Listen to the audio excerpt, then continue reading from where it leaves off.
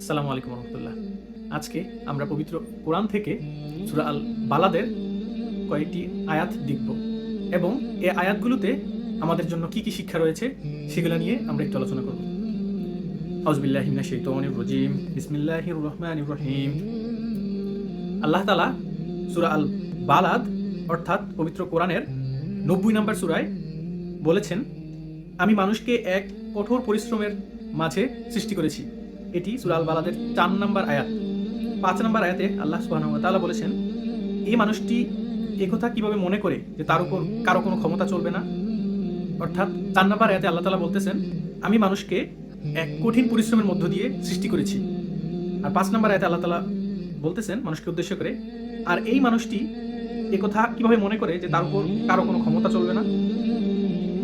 6 নম্বর আয়াতে আল্লাহ তাআলা বলেন, সে বলে আমি তো প্রচুর সম্পদ উড়িয়ে দিয়েছি। 7 নম্বর আয়াতে আল্লাহ তাআলা বলেন, সে কি ভেবেছে তার এইসব কর্মকাণ্ড কেউ দেখেনি। 8 নম্বর আয়াতে আল্লাহ সুবহানাহু ওয়া তাআলা বলেন, আমি কি ভালো মন্দ দেখার জন্য তাকে দুটি চোখ দেইনি। 9 নম্বর আয়াতে আল্লাহ সুবহানাহু ওয়া তাআলা বলেন, আমি কি তাকে একটি জিহ্বা এবং দুটি ঠোঁট দেইনি।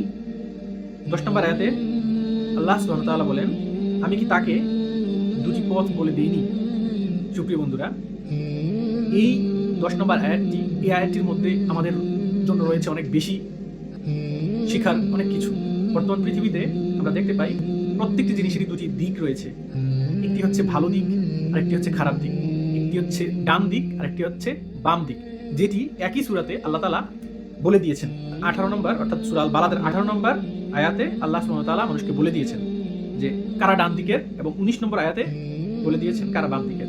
অর্থাৎ এই ডান বাম এই দুইটা শব্দ যদি কোরআনের আলোকে যদি আপনি দেখেন, এটা কোরআনের বিভিন্ন সূরায় বিভিন্ন জায়গায় উপস্থাপন করা হয়েছে একটা শিক্ষা মানুষের জন্য রেখে যাওয়ার জন্য, বা একটা শিক্ষা দেওয়ার জন্য, যেটা আসলে ডান দিকের মানুষদের বৈশিষ্ট্যগুলা কি কি, বাম দিকের মানুষের বৈশিষ্ট্যগুলা কি কি। ডান দিকের মানুষদের জন্য এই দুনিয়াতে কি রয়েছে, পরকালে কি রয়েছে, জান্নাতে তাদের জন্য কি রয়েছে সেগুলি, আর বাম দিকের মানুষদের জন্য দুনিয়াতে কি রয়েছে এবং পরকালে কি রয়েছে।